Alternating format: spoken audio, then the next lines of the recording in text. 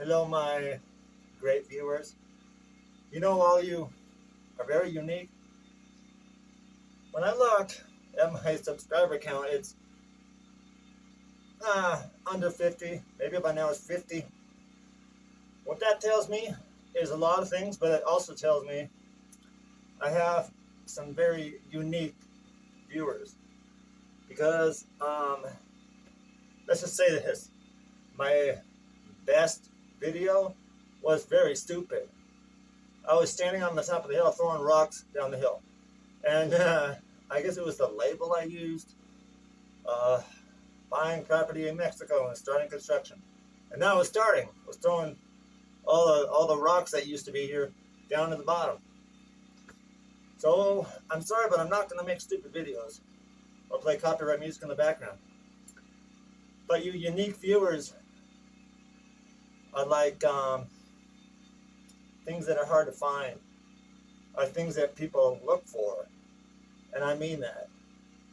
All you people that watch, like, I need to find some gold. It's very hard to find. It's a lot of work to find them. Diamonds, very hard to find. All gems. But the common things to find, there's plenty of dirt and water.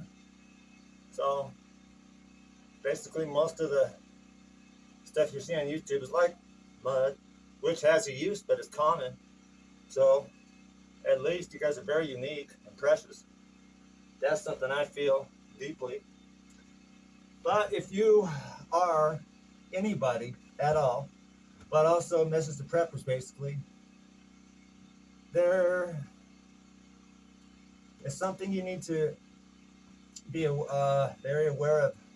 A few things. It's going to be like a list where I'm going to go through it. One is, and this is not negativity, it's the truth. A lot of the people that want to be your friend in real life or on Facebook, WhatsApp, Instagram, are there to scam you.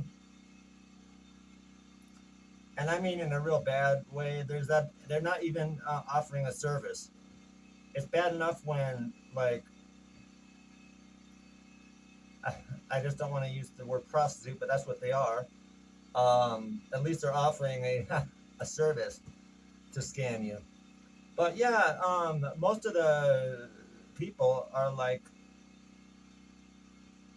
useless, and you are going to be scammed a lot. If you're a prepper and you have preps, don't divulge your information, especially on YouTube, about your vulnerabilities.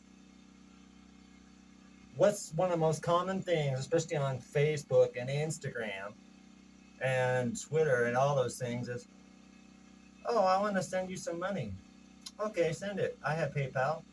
No, I want to use Cash App.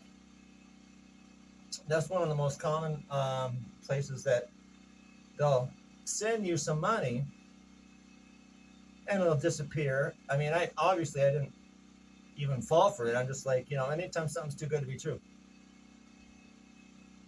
you can donate. It's very easy. Plain as day. Down below, PayPal, easy.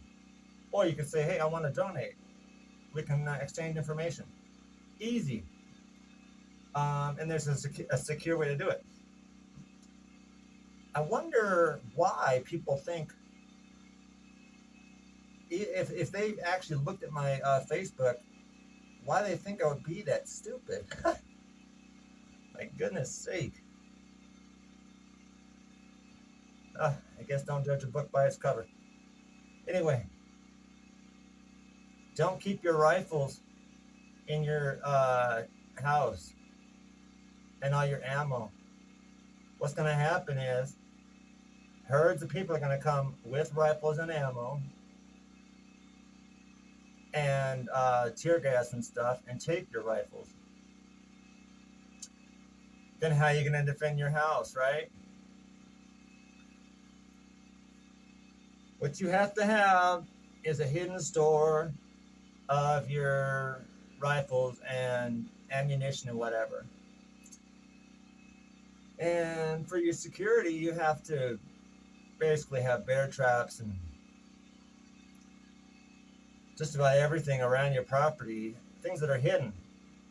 You should put a sign, though, warning this property is well protected, and don't go into any more detail, because then they'll know what to look out for. Obviously, don't say we have hidden bear traps, so they'll look for disturbed dirt. You know, if they go on your property and they step into a bear trap, it's sad that they got hurt, but hey, they should have obeyed the sign.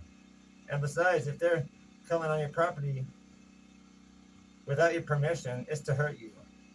They're not lost if they're on your property. It's obvious where your property is, and once they cross that line, there was a sign.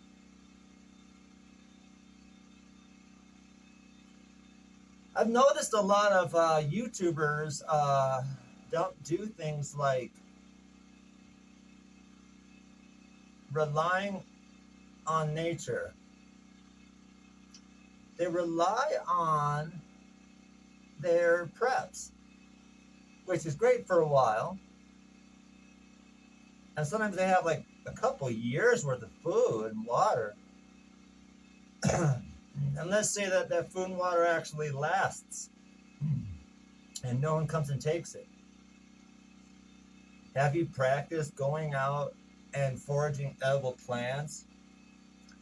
Maybe on one of my videos, what I'm going to do is actually go out up in these mountains and look for edible foods that I already know exist, and actually collect water while I'm out there.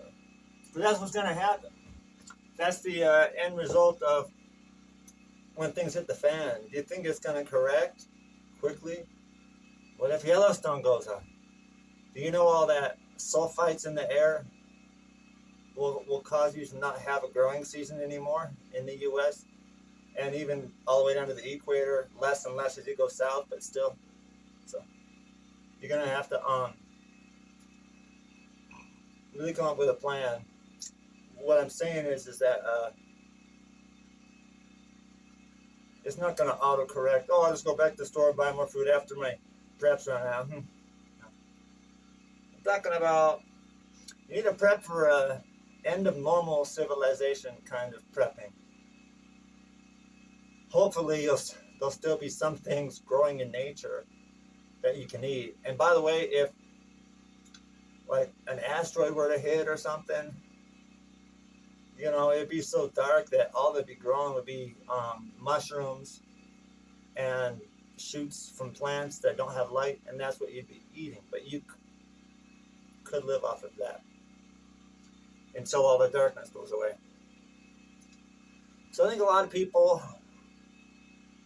are highly unprepared, and I don't mean any offense to anyone, but they're what you would call armchair preppers. But if you're in your armchair, then you're not prepping.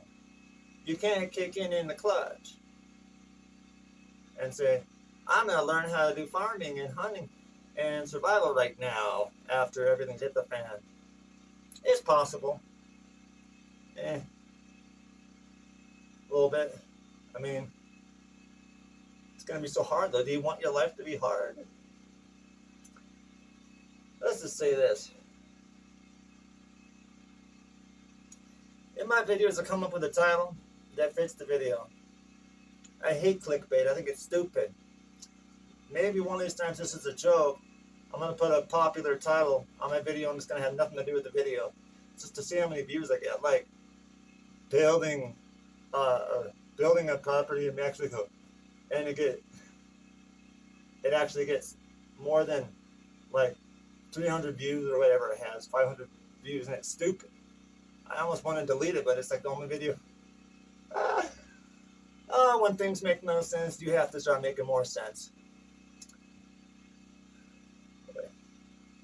Seems like the more sense I make, the worse I do. At least on YouTube. Maybe it's just impossible. But yeah, by the way, with my video on using pepper spray, which like one person watched, the delivery system, which there's many, is a squirt gun. Those giant power soakers.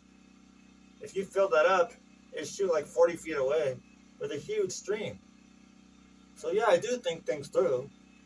Although I do have irrigation syringes, and you load up with the habanero sauce, and maybe I'll demonstrate how well it works. I don't know.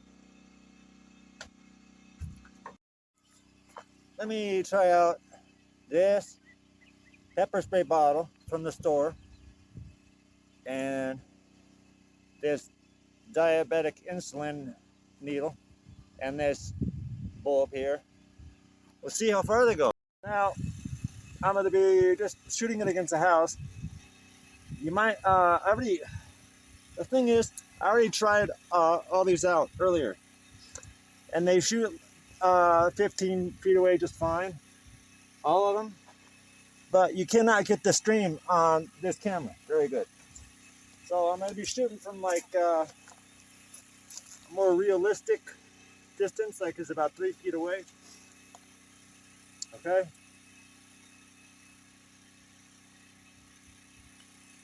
Let's see, this is the, hopefully this will show up.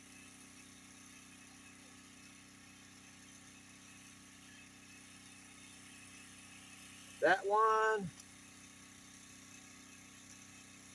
this pepper spray, same. Now this one I know shoots really far, this irrigation syringe, so I'll probably aim it all the way up to the top of the wall there. Yeah, I went right over the house, so would like to demonstrate something else to you too. A few things. One, the bottle I used in the video where I sprayed myself with habanero sauce. By the way, I had to boil out the water to make it as strong as I could. A lot of sneezing involved in the cabin here, but hey, clean the sinuses, to say the least. And also, by the way, the spray bottle, still have it. If you were to just to use a straight spray bottle and put it on stream, it shoots really far. And you got this whole bottle. Only problem is you have to keep squirt, squirt, squirt. I'm sure your fingers can handle it, but you know, super soaker. It's a child's toy. That's how you can deliver it. But I have the special sauce here in a nice cup I usually drink coffee out of. And this little, you know, container of store-bought pepper spray. I want to do a taste test. See what they taste like and to see how strong they are.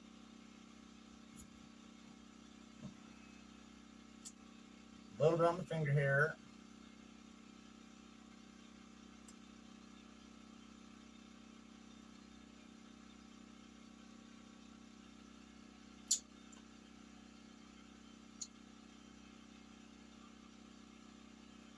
Tastes like jalapenos. It's hot. This is the habanero.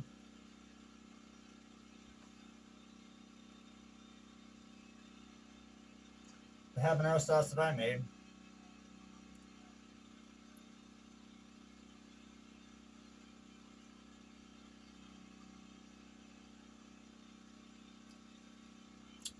I noticed the main difference between the two is that the habanero increases in intensity after you put it like on your tongue. I don't need to put it in my eyes. You already seen that. So, I mean, this is probably a viable alternative, or you can use like the strongest pepper you can find, or just get some capsaicin, straight up capsaicin. I'm sure if you mix alcohol with it, it'd be more potent. But, you know, the squirt bottle here, it shoots really far. I tried showing how the streams go on film, and it doesn't show up good, but let's see if I can shoot the camera from here. Well,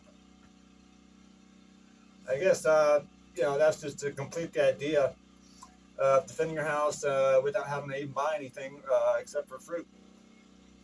And if you have, like, some little Windex bottle or something, set it on stream, and you don't even have to buy anything. That's the point, right? We're preppers. We're off grid. We try not to rely on the system, but the system of, what would you call it, just manufactured goods, already manufactured. Who knows how long the system will last? But of course, as preppers, we also stockpile. We stockpile things that already exist. But anyway, thank you guys so much. This has been Montanya Wildcat. Thank you so much. God bless.